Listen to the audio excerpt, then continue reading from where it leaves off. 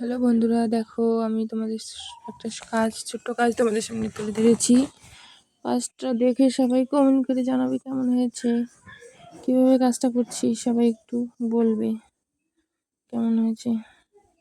আটা মেখে আটা মেশিনের মধ্যে দিয়েছি, মেশিনটা অন করে দিয়েছি, মেশিন অন করে দিয়ে মিক্সার করে নিচ্ছি।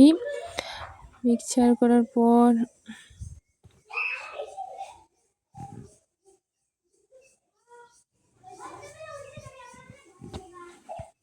দেখো মিক্সার হয়ে যাচ্ছে। মিক্সার হয়ে যাওয়ার পর দেখবে এখানে পরিমাণ মতো জল দিব, পরিমাণ মতো জল দিয়ে জলের সঙ্গে হলুদ, পরিমাণ মতো জল দিয়ে হলুদ দিয়ে ঢাকনা দিয়ে ঢেকে দেব। ঢাকনা দিয়ে আমি ঢেকে দিচ্ছি, এই দেখো ঢাকনা দিয়ে ঢেকে দিচ্ছি। তো আবার হাত দিয়ে ধরে দিচ্ছি তাতে ঢাকনাটা পড়ে যায় না।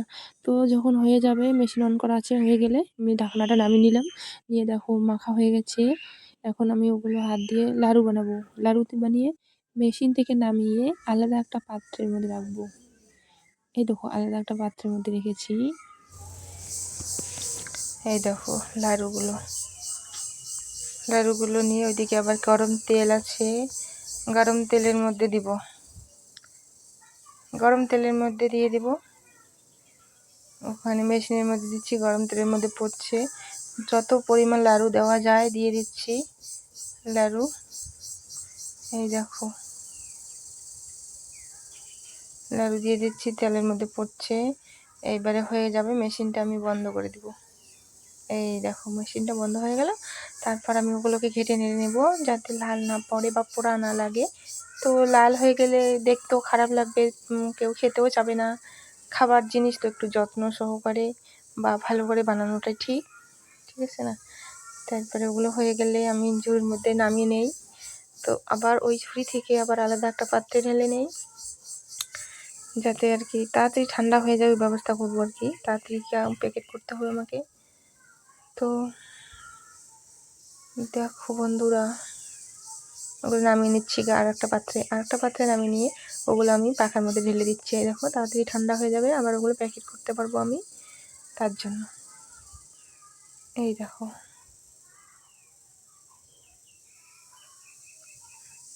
দেখলে, এইখানে নামলেন যেন তাড়াতাড়ি ঠান্ডা হয়ে যায়।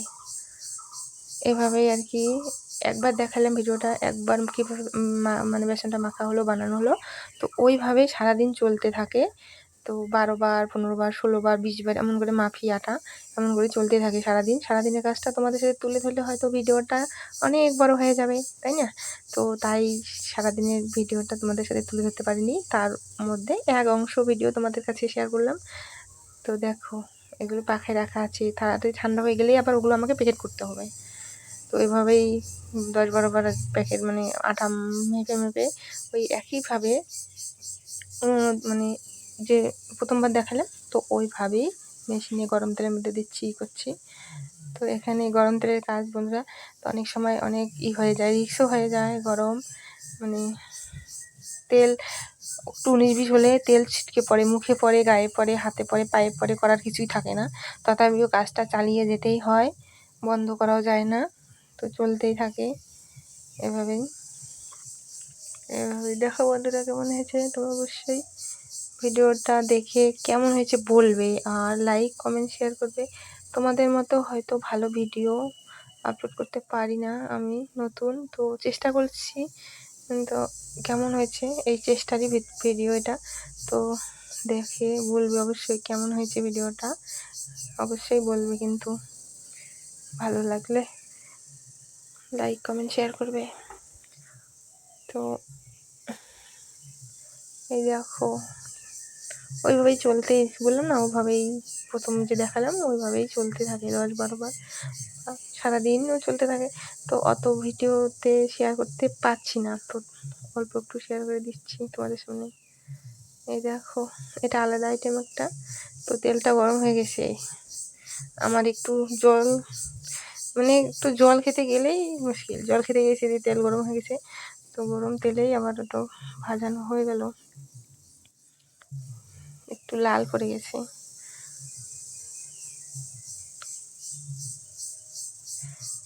এই যে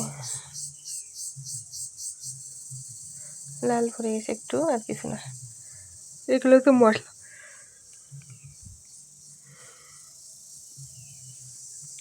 এগুলো ওই এক জায়গায় নিয়ে গিয়ে পাখার মধ্যে রাখবো। এগুলো তো মশলা মাখানো হবে।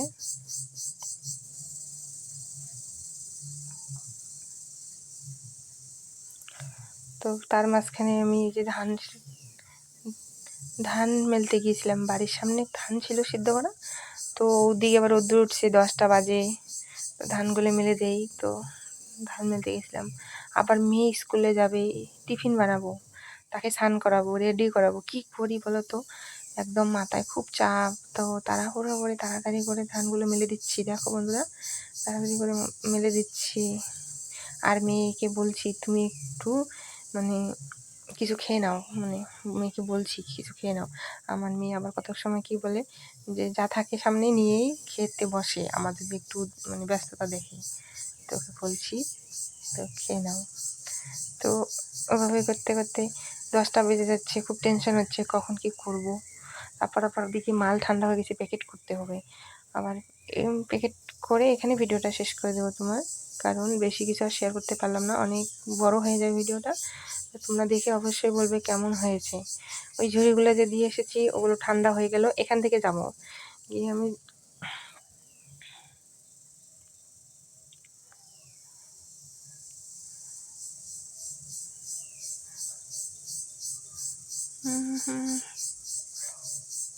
এই দেখো কাদের বাড়িতে ধান সিদ্ধ হয়। ধান মেলানো হয়ে গেল, আবার ঝুড়ি প্যাকেট করতেছি। এই যে ঝুড়ি প্যাকেট করা, ওখান থেকে এসে ঝুড়ি প্যাকেট করছি। তো ঝুড়ি প্যাকেট করে এগুলো আবার মুখ মেরে আমি কাজটা এখানেই শেষ করে দেব। বাকিগুলো আর দেখাতে পারবো না তোমাদের সামনে, অন্য ভিডিওতে অন্য দিন দেখাবো। তো এখানেই ভিডিওটা শেষ করলাম। তোমরা অবশ্যই লাইক কমেন্ট শেয়ার করে বলবে যে কেমন হয়েছে ভিডিওটা। দেখো অনেক অনেক ভালোবাসা রইলো, ভিডিওটা অবশ্যই দেখবেন।